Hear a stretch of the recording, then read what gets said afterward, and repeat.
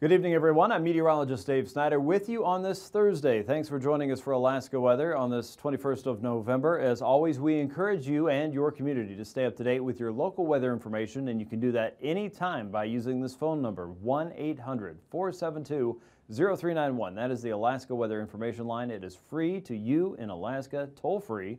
So write it down, and as you call in, write down the numbers you use to get to your part of Alaska, and I believe out on St. Lawrence Island is 123. And as easy as that, just keep those numbers handy and you can get your forecast very quickly. And it's an easy way, if you got a phone connection, to get your weather forecast anytime. Now, of course, the website's pretty easy to use, weather.gov/Alaska, but if you're in the bush or you have a low bandwidth connection and the signal's not too solid, try mobile.weather.gov if you're using your handheld device, and bookmark that page that you find to your home screen. You can get to it a whole lot faster. That'll be your own personal forecast right there on your mobile device, and it acts just like a weather app. It is not an app, but it is a web page, and boy, does it move quickly. An easy way to get your weather information, including radar, satellite, and current weather conditions. If you can't find what you're looking for, whether it's the Aviation Weather Unit information, the Alaska Pacific River forecast information, please let me know. I'm happy to serve you any way I possibly can. Let's get to your weather situation across southeast. White Pass under a winter storm warning at this point. Generally above 2,500 feet. We're looking for 6 to 9 inches of snow. That'll go through tonight, tomorrow, and really pick up there. So plan on accumulating heavy wet snow in the region. A winter storm warning now issued for the White Pass area on the Klondike Highway there in northern parts of southeast. Everywhere else, it's a combination of wind and winter across the Anchorage Bowl. We are looking at a high wind warning. Generally above 2,000 feet is where we're going to find the worst winds, but some of those winds could reach upwards of 65 miles per hour. Down below, we'll probably have some gusts, but nothing as substantial as that. So the hillside is the main concern, and areas that are close to the mountains, including places like Kinnick Arm and probably the Eagle River Valley. As you look out to the west, you'll notice that we have another area shaded in yellow here for the Susitna Valley. That is a snow advisory. Heavy wet snow is expected west of the parks. That'll continue through tonight and into tomorrow. Several inches of snow there, at least 6 to 8.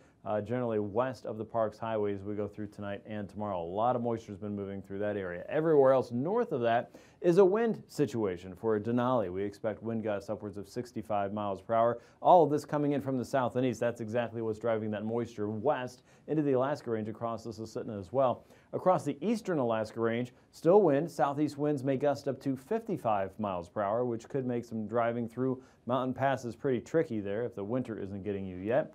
And across the Deltana and Tanana Flats region, we expect wind gusts there up to 45 miles per hour. Also a windy situation. A lot of this wind also adding warmth to the interior there. So weather conditions will be changing as that warm air is generated from downsloping wind conditions there off some of the higher terrain. West of that, this is a winter situation for the upper Kuskokwim and the lower Yukon Valley there. May see as much as about 4 to 8 inches in general. On top of that, there could be some freezing rain, very light amounts there, it looks like, for the upper Kuskokwim and the lower Yukon valleys, including places like McGrath and Grayling. But it does look like you'll have an opportunity for snow, and that'll continue through a good chunk of Friday morning and probably at least into the afternoon before that winds down. This is the back side of the weather system. The wind is the front side there, so a much warmer situation on the other side of the Alaska Range. Out west, we still have a high surf advisory. The winds have settled down enough to let the high wind warning for St. Lawrence Island and the Bering Strait communities be rescinded at this point. Now, it's still windy out there, no question about it. There have been gusts upwards of 50 miles per hour, but that doesn't reach into the criteria where we would say high wind warning, so we've let that go. But the high surf advisory continues. That'll go through at least tomorrow afternoon and evening. And with that, we expect to see waves generally off the coast upwards of 13 feet or so breaking, and that could send some high run-ups there across some parts of the coastline, but not expecting any coastal flooding. Right now we're just saying a high surf advisory. Surf will be high up to about 13 feet there just offshore and breaking at this point. So a lot going on. Let's look at the satellite picture and you'll be able to see exactly what we see. Strong southerly flow coming up out of southeast, out of the Gulf I should say, towards southeast. And all these bright white areas are areas of convection where the atmosphere is being lifted, all the moisture in that condensed, and that's either turning into rain, which is what we see here across the Gulf or over the mountains, sometimes west of the Parks Highway, certainly snow. All the way across the Aleutians, a frontal boundary is lingering here, and that is collecting moisture and adding some extra lift to that. You can see several areas of swirls along that boundary. Those are areas of low pressure that are also enhancing that southerly flow out ahead of it and the northerly flow behind it. And across the Chukchi, generally northerly wind coming through the Bering Strait, and it's cold. You can see a lot of this kind of murky color showing up on the satellite picture. That's a lot of extra cold air coming in behind that, and that is also energizing this broad area of low pressure we have across southwestern Alaska and the western Gulf.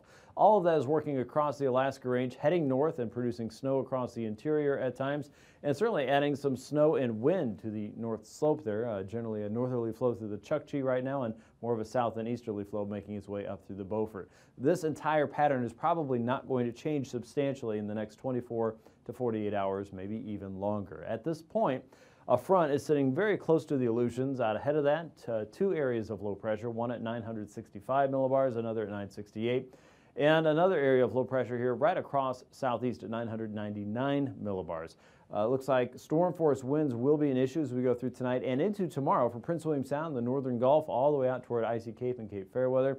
Many other areas are at least looking at gales, pretty widespread in fact across southeast, and many areas across the Alaska Peninsula and across the west coast. And up the coast from there, heavy freezing spray will be an issue thanks to open water and thanks to cold winds coming off of the ocean and off of nearby coastline. Wind again and snow will be the primary concerns out across the west. No major threat for widespread blowing snow at this point, but it certainly is going to be a factor if you have some fresh snow. Watching for some mixed precipitation there across the upper Kuskokwim and perhaps into some areas around the higher terrain around Denali, and then out across southwest, watching for rainfall across Bristol Bay and into parts of Kodiak Island. Remember, we're talking about areas of convection here, so we've drawn in the thunderstorm symbol to alert you that there could be some enhanced areas of precipitation if you're moving through the Gulf or around some of the coastal areas where you could have some brief but heavier downpours as that passes through. And we expect that to be the case across southeast as well, probably a chance for moderate to heavy rain as this boundary is working its way through. Now, for the higher terrain that looks like snow, for Anchorage, especially the hillside, it looks like wind, so that'll probably shelter some areas around the Anchorage region from seeing any substantial rainfall until the wind pattern shifts, and once that happens, precipitation becomes more likely. Across the west and southwest, you'll see some breaks in the snow, but for those closer to the area of low pressure here, that may be a little more enhanced, and thus the winter weather advisories we were talking about for the lower Yukon and the upper Kuskokwim as we go through the next 24 hours. And again, plenty of wind pouring across the Alaska Range and the Deltana and Tanana Flats region all the way out toward Denali. So a lot going on here just in this small confined space, which is really not that small. It's just Alaska small, right? Out across the Chukchi coast, plenty of wind working its way into St. Lawrence Island and the Bering Strait. As we go into Friday, you can see that doesn't really change very much. So it's certainly possible you're going to have some strong gusts in the region, maybe as much as 50 miles per hour right now. But once again, that high wind warning is not there for you. Around St. Paul and St. George, watch for areas of snow and plenty of cloud cover, it looks like. One front will be kind of falling apart a little bit, but the overall structure of this weather system doesn't substantially change, with a broad southwesterly and very wet flow coming into southeast will keep a rainfall going there. Again, the thunderstorm symbols mean areas of convection that are advancing toward the southeastern coast. Broad area of mixed precipitation. Right now it looks to be a little bit more toward freezing rain, at least the possibility there across the upper Tanana Valley and parts of the 40-mile country. Looks like a lot of that will probably miss Fairbanks right now thanks to some of the downsloping wind coming into the region. And then up north, pockets of snow across the Brooks Range, across the North Slope, and then across the west coast from Nome and St. Lawrence Island, Tin City, all the way down toward southwestern Alaska where we get into some breaks there. But again, very unsettled across the chain and plenty of northerly wind coming down the west coast. As we get into Saturday, not a lot of change with the wind, still a potential for some blowing snow there. St. Paul and St. George, another front coming through there, so it should get colder. And Bristol Bay, looking at periods of rain mixed with snow, generally around King Salmon. North of that toward Dillingham, Bethel, it all looks to be snow. Low pressure is working its way inland now around Prince William Sound. That should change the wind direction for south central. An onshore flow in places like Kenai and Homer, and eventually bringing that westerly wind back into Anchorage, which could kind of kick the rain and snow back into gear. And the Copper River Valley, looking at new snow, as a triple point low is just offshore here, just west and south of Yakutat. Rain will continue for southeast, and a broad westerly flow moves in. The rain intensity should settle down a little bit as we go through your Saturday, it looks like, but the front will keep things unsettled, and then more showery regime behind that. But overall, the colder weather is still locked up to the north and to the west, and until this front moves south, most of south central, most of southwest, and southeast won't get a taste of the winter that folks in the north have been enjoying for, better part of a week or two now. For Friday morning, temperatures will hover in the lower to mid 40s, still very mild across southeast thanks to that warm and wet air. Might dip down to about 39 there for Skagway. Remember, a winter storm warning now for White Pass. 30s and 40s around Prince William Sound. A lot of wind, storm warnings in effect now, and 39 for Anchorage, 38 in Kodiak. Lower 30s for Bristol Bay. As you move up the coast and in toward Bethel, temperatures drop into the teens and 20s there. Grayling about 20 degrees, 18 for areas out toward Ruby, McGrath, and also around Galena. 5 for Arctic Village, about the same there for Utqiagvik. 4 below for Kaktovik, 17 in Nome, 24 for Gamble, and around Savunga, 28 degrees in St. Paul, and it looks like Kenai about 39. High temperatures tomorrow in the 40s and 50s for southeast Sitka, one of the warm spots in the state. 43 in Cordova, about the same for Kodiak. Fort Yukon 19, 10 in Utqiagvik, 24 in Nome. Bethel looking at temperatures in the upper 20s, about the same there for McGrath, maybe a little bit warmer. 30 for Fairbanks, 22 in Tanana. 30s and 40s for the Alaska Peninsula, 41 in Sand Point, and 36 for Adak and Atka. Overnight lows on Saturday morning. Still cold in the north. In fact, some places could go sub-zero, and no big change as we head into your Saturday, with temps in the 20s for the interior and west, and 30s and 40s for the southern coasts. And now, aviation weather around Alaska. And on to aviation weather now. IFR concerns will be widespread across southeast and really all of the Gulf Coast communities into Prince William Sound, with areas of convection occurring inside of the Gulf itself, watching for some bands of some heavier rainfall, and a lot of that will be focused in on southeast and blowing into the Chugach and the Wrangell-St. Elias region. Across southwest, snow and low ceilings will be a primary concern, and you can see the frontal boundary stretching through the central and eastern Aleutian chain. That will continue to be just kind of a very slow mover as we go through Friday afternoon and onward into Saturday. Across many of your Alaska Range mountain passes, don't expect a whole lot of change over the weekend, and watching for widespread MVFR across the middle and upper Yukon Valley. Hit and miss IFR around the Bering Strait and the Chukchi Coast through the morning on Friday. A lot of that's really not going to change a whole lot from Point Barrow down toward Wainwright. And out across the Yukon Delta to St. Lawrence Island, we expect a band of some lower clouds and precipitation to move northward as we go through the day. Watching for some of that convection to move inland into the Copper River Valley as we go into the afternoon across the North Gulf and across the central outer coast. It looks like most of the IFR concerns will go away as we get into the afternoon, but marginal conditions should remain. IFR up and down the Alaska Range all the way out towards Sand Point, just west of Shelikof Strait, and across a large part of south central as we go through the rest of the week. As we get into Saturday morning, IFR will be fairly widespread from about Homer eastward through the Kenai Fjords and just about to Seward all the way out toward Kodiak City. Marginal conditions for just about everywhere else in the state. One exception will be southwest across the Capes and all the way out towards St. Paul and St. George in the morning. But as we get into the afternoon, even that improves out across the western Bering. VFR should be fairly widespread. Marginal conditions across the west coast. Some breaks in that around Kotzebue Sound and just south of Nome out toward Tin City.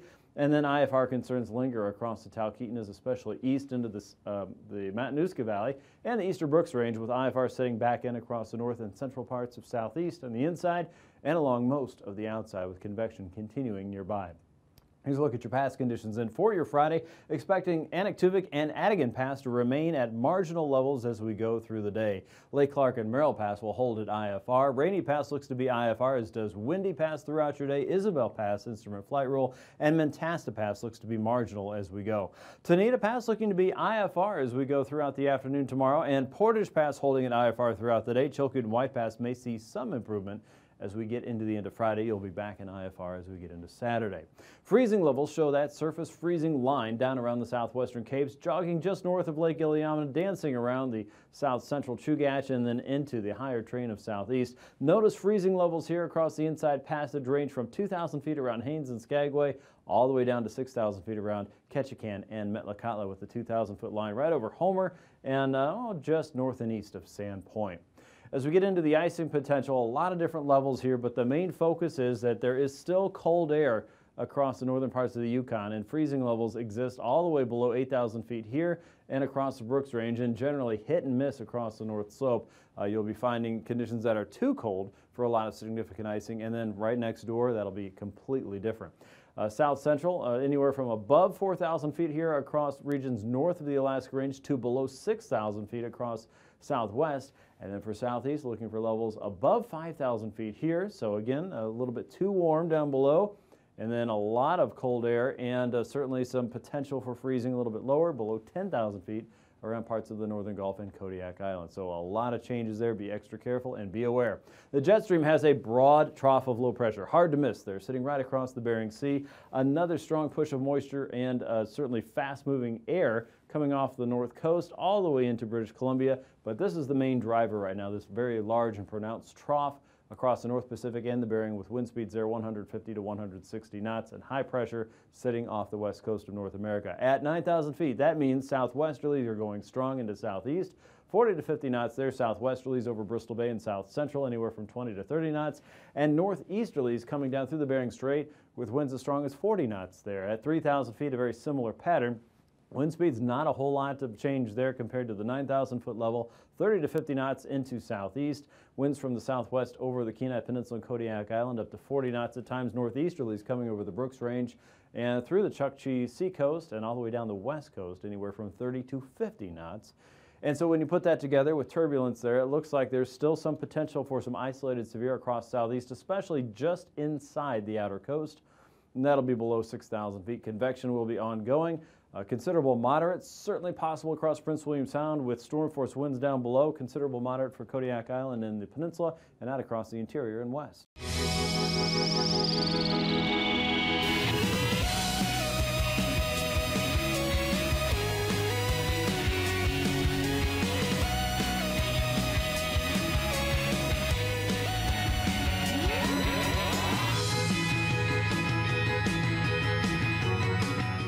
A meeting of the bright.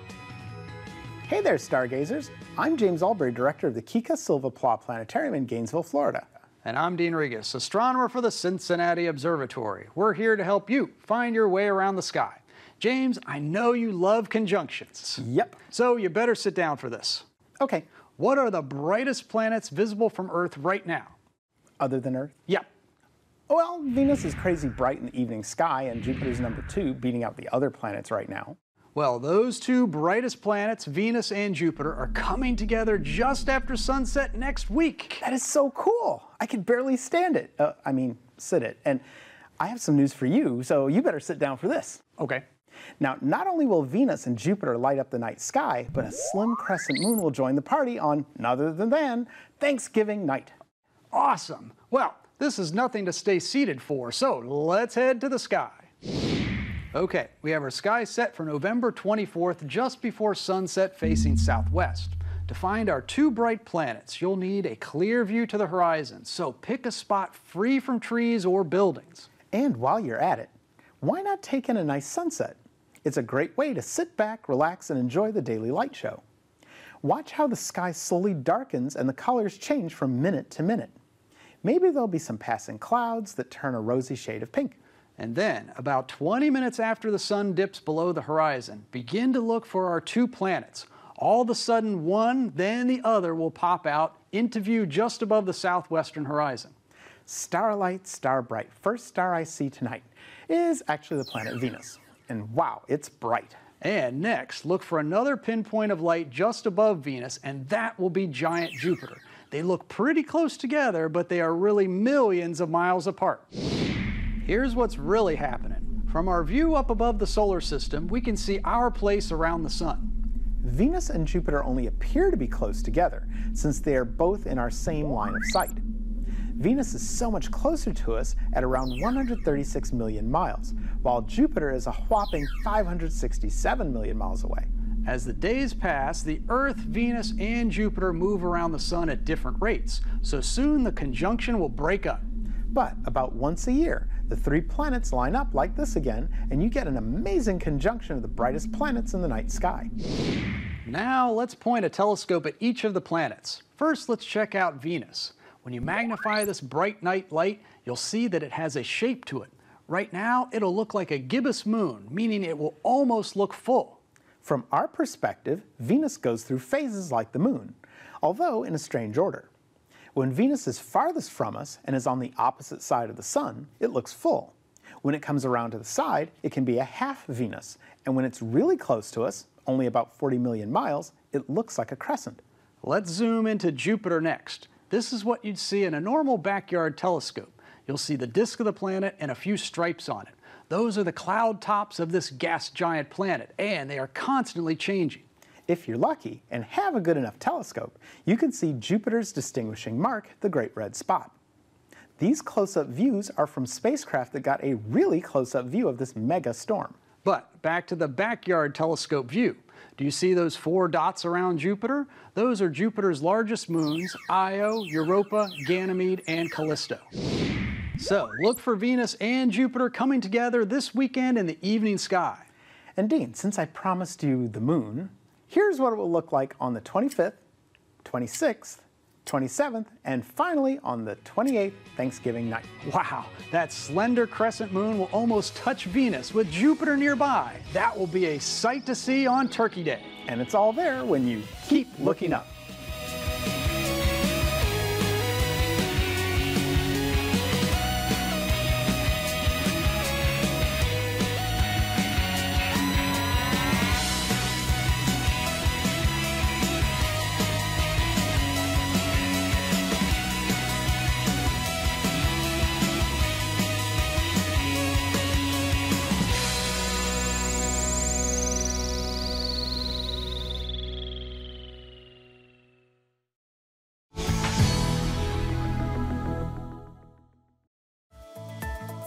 And now, marine weather around Alaska. And time for a sea ice update. We're continuing to see growth here across the Beaufort coast. There's still marginal ice right around Point Barrow and just around the corner into the Chukchi coast, where we're not seeing a whole lot of activity right now. The Alaska Sea Ice Program analysts did get a very good view of the south and western coast today. There is not a lot of ice right around Nome. You'll find a lot more ice up into the upper inlet of upper part of the bay for Norton Sound, I should say. And around southwest of the Yukon and Kuskokwim coastline, still a decent amount of high concentration ice, but again, with a lot of warmth coming up, that will continue to fluctuate. Not any ice seen in Cook Inlet at this point. For the very latest information from the Alaska Sea Ice Program, head to weather.gov/Anchorage/ice. On to southeast now. Looks like widespread gales, storm force winds developing across the north and western parts of the Gulf. And inside, you're looking at small craft advisories at the very least, and at least some gale force winds there, 25 to 30, gusts to 40 inside of Stevens Passage. All coming in from the south and southwest as we go. As we get into Saturday, the winds diminish a little bit on the inside, 15 knots, 3 to 10-foot seas south of Juneau through Stevens Passage and Clarence Strait. Southerlies inside of Lynn Canal, 20 knots and 4-foot seas there. South and westerlies coming up the northern parts of the Gulf, 25 knots with 20-foot seas plus. And south of Sitka, that could be 22 to 24-foot seas all the way down to the Dixon entrance. In south central, it looks like we're dealing with storm force winds tonight, and the same goes for the north and western parts of the Gulf. That's going to greatly diminish tomorrow, so things should rapidly improve. But right now, pretty choppy stuff. Southeasterlies 20 knots and 7-foot seas. Southwesterlies coming across the north and western Gulf, 30 knots and 20-foot seas for the most part. On the inlet side, you're looking at 25 knots with 6 to 8-foot seas. As we get into Saturday, 10 to 20 knots for the most part with a light westerly flow. Stronger flow across the Barren Islands, 25 knots and 5-foot seas there, and south and westerlies coming through the northern Gulf. Again, a lot better than what we're seeing tonight. Southeasterlies inside of Prince William Sound, 20 knots and 4-foot seas there on Saturday. For Friday, look for a westerly flow coming into Bristol Bay and the Alaska Peninsula, 20 to 25 knots with 7 to 8 foot seas. South and westerlies coming up through Kodiak Island, 35 to 40. The strongest winds there also south of Castle Cape to Chignik. Looking for 27 foot seas at their highest there, maybe a little bit higher as you head out into the central Gulf for Friday. By Saturday, conditions are improving. Still looking at a broad westerly flow sweeping around the base of that trough of low pressure. 25 to 30 knots, maybe 35, south and west toward Cold Bay. 14-foot seas along the Bering Sea coast, 11-foot seas inside of Bristol Bay itself, and 14 to 15-foot seas across the western Gulf with 7-foot seas inside of Shelikof Strait on that southwest flow. For the Aleutians, northwesterlies 15 to 20 in the west, 14 to 16-foot seas there for the central and eastern chain. Anywhere from 20 to 25 should do the trick across the Bering Sea coast, 11 to 14-foot seas, and 17 to 20-foot seas across the Pacific waters, 20 to 25 knot winds from the west and northwest there. For Saturday, it looks like we'll see winds come up just a little bit more east of Nikolsky, and again all the way up towards St. Paul Island. You can see some of the higher seas there, maybe 15 to 18-foot seas in some cases.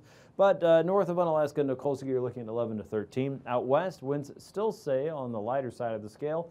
15-foot seas there with 15 knot winds with 8 to 9-foot seas, and 10 to 12-foot seas for the most part across the Pacific waters. Now, higher winds still blowing out of the Chukchi and across the Bering as you get into St. Lawrence Island, Macquarie, all the way to St. Paul, St. George, and St. Matthew. Northerlies are in charge, 15 knots inside of Norton Sound, 40 knots,